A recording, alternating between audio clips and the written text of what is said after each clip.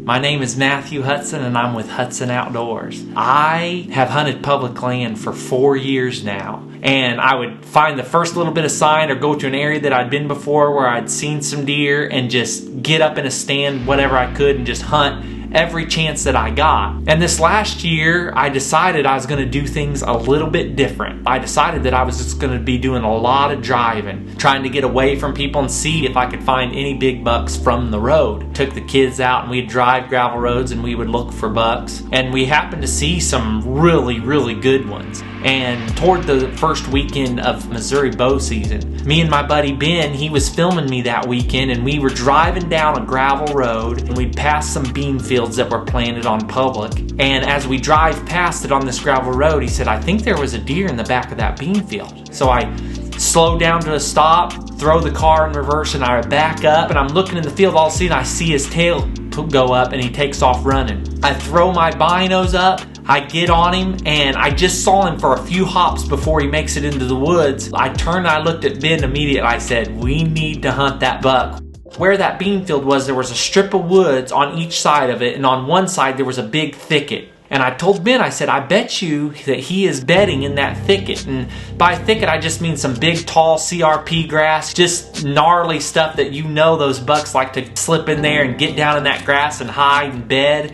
And I knew he probably was bedding in there. We spread all through there hunting different evenings, and we even drove some more trying to see if we could see this buck again. So that weekend passed, no luck. The next weekend comes around, and on a Thursday I decide I'm going to drive up there this evening. We was getting a good north wind, and I thought I can finally get on the side of this field where this buck was. So I decided I was going to take my saddle and just hope that there was a big buck in that field that would get up out of his bed and I would be able to spot him and kind of learn a little bit about where these bucks were going and where they were coming in and out of this thicket.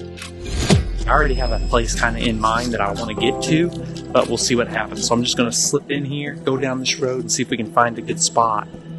So I slip in there as quiet as possible. There was this tree. It was right there to where I was probably 5 yards off of the thicket, and there was a big opening where I could see really well out into the thicket. I said, "This is perfect." So I slip in there, quietly get up in my saddle, get everything set up and get up there. Got my camera and everything set up and began to set there that evening. Nothing was happening. It's getting about an hour till dark. I figured at least by then I'd see some does. I would say 30 minutes before dark. I didn't even look at the time. Some does walked out. They weren't in the bedding. They were in the strip of woods or in the beans, and they walked into the bedding when it's getting close to dark, which would seem opposite of what should happen, but that's what they did. I don't know if that was 2 or 3 different does, but you can barely see them in that grass. If a buck comes through, it should be a lot more easy to see because it's so big. At least I saw some. I've already gave up hope. There's still probably 15 minutes of daylight left. And it's just literally a few minutes later, I look out of the corner of my eye and I see these horns. And I cannot believe it. I turned, and when I seen him, I knew. I was like, "That's that buck. He's huge." And I saw that drop-tine, and I thought, that is him.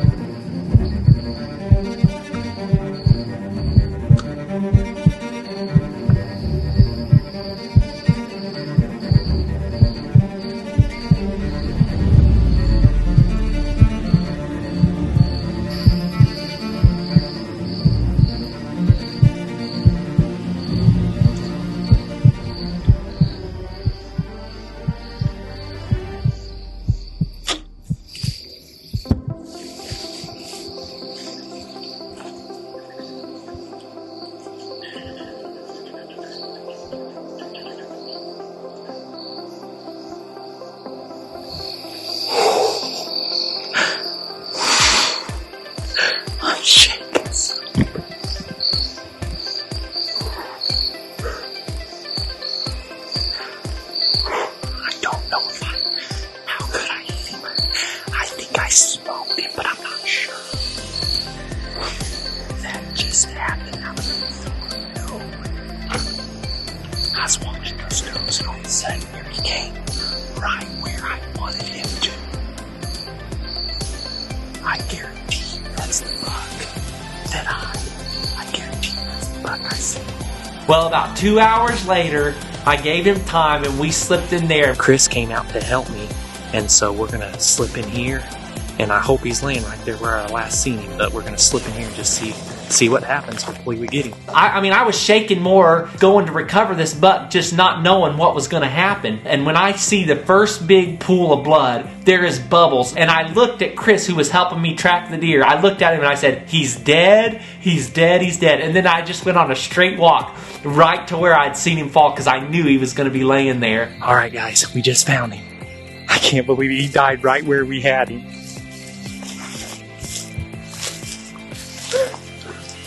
He's so good. Look at that, right through the shoulders. Good shot. Can you see that? Yeah, I see that. Now look at this giant drop tines. Man, that's a great buck. That is a great buck. Let me get this. Okay. Can you see him? Yeah, let me get some. Look at that.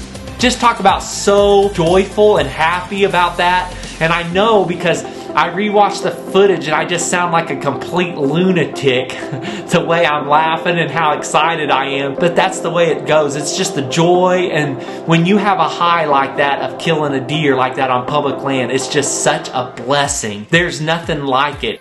Well, I got him in the old Ford Focus. Look at that. Big old buck. That's my entry hole right there. It was perfect.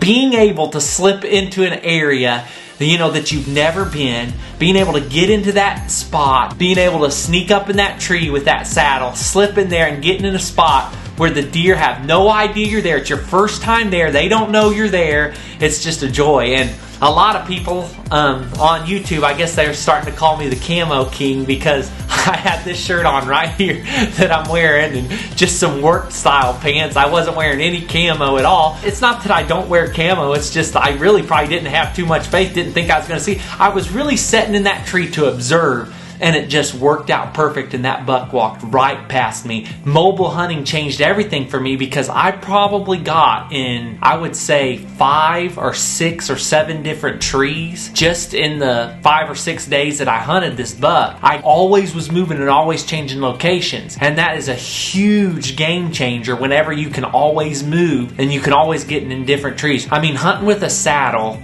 for me changed everything to where I could constantly move, get in different trees, and it was so easy because there's a lot of trees that you can't get into with a tree stand. They're so small that you can't get into them, but with a saddle you can be so mobile and get in almost any tree that you want to get into, and it's changed drastically for the better for me. And it's just an incredible story that I am so happy to share with you. I'm just overjoyed about killing this buck. I just feel like I'm the luckiest man in the world. Just an incredible story.